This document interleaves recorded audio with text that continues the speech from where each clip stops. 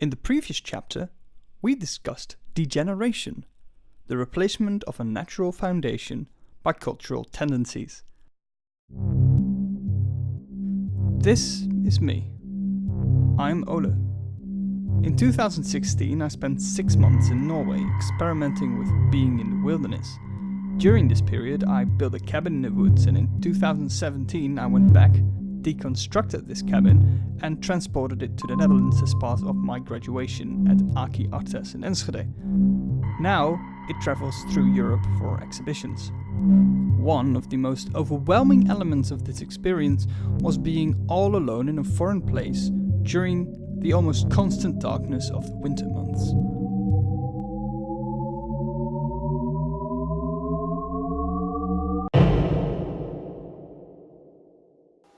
A common fear among us humans is that of being alone in the dark.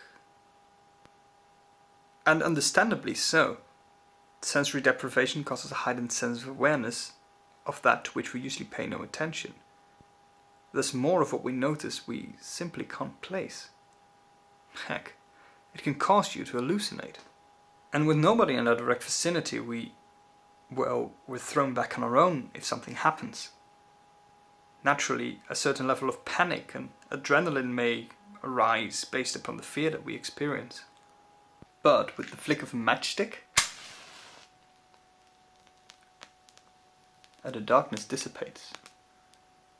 And although shadows can be scary, they can be atmospheric too.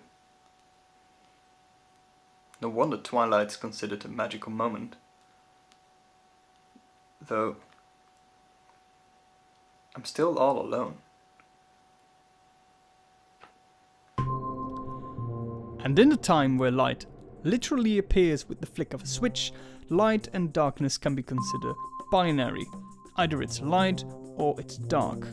Loneliness, on the other hand, is a dial that can be tuned but never turned off. Ever since the Enlightenment, we consider matters of a certain darkness to be romantic.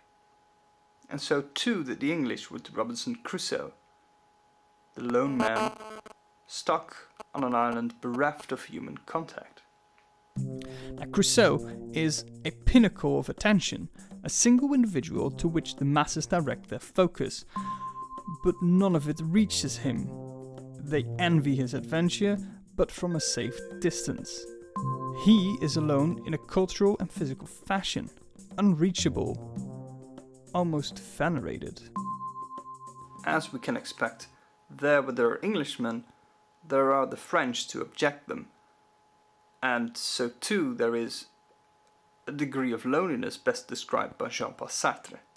Sartre writes in his 1938 Nausea about a writer who loses all ability to experience beauty in what used to please him. He wanders the street but finds himself alone amongst the masses. The sheer number of others is actively making him feel more and more alone, and nobody pays attention to him. Even his furniture seems to have a richer social life than he does.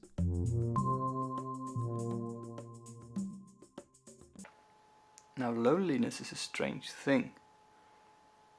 It plays intrinsically upon our human experience. And although being alone at times can be absolute bliss, too much of it and you may lose your humanity. This is most famously displayed in the cases of enfants sauvages, or the savage children. These children grew up in isolation, which turned out to have grave implications, most notably in language. Their example shows that our place among others is a critical one. You learn a language by being surrounded by that very language, and its impact is enormous. It defines how you classify reality, it shapes culture, which in turn allows you to more deeply connect with others on an abstract level. And language may be a denominator that defines you as human. You see, the area in your brain used for language is the same that you use for handling tools. Maybe it's normal that you start talking to yourself while you're alone for quite a while.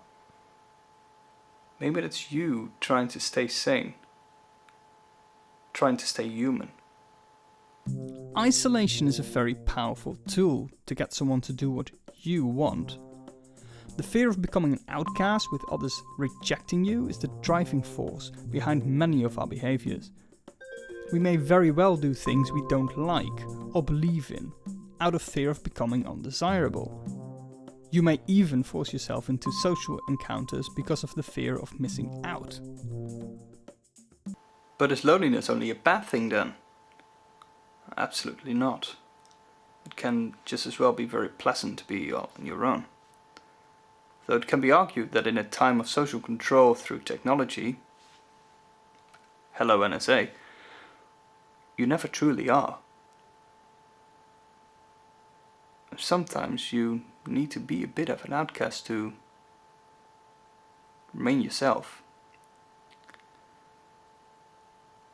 We're still all born alone. And scarily enough, we all die alone.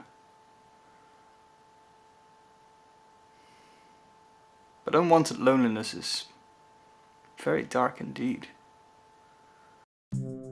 And in a time of excruciating social control, being yourself may even be dangerous. So we need to stand up for our ability to distance ourselves from the masses.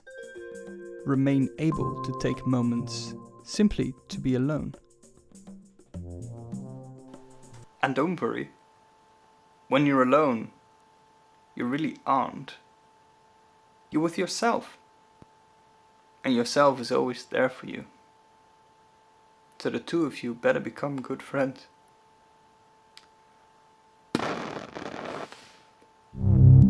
Next time we'll be lit. We'll be setting stuff on fire.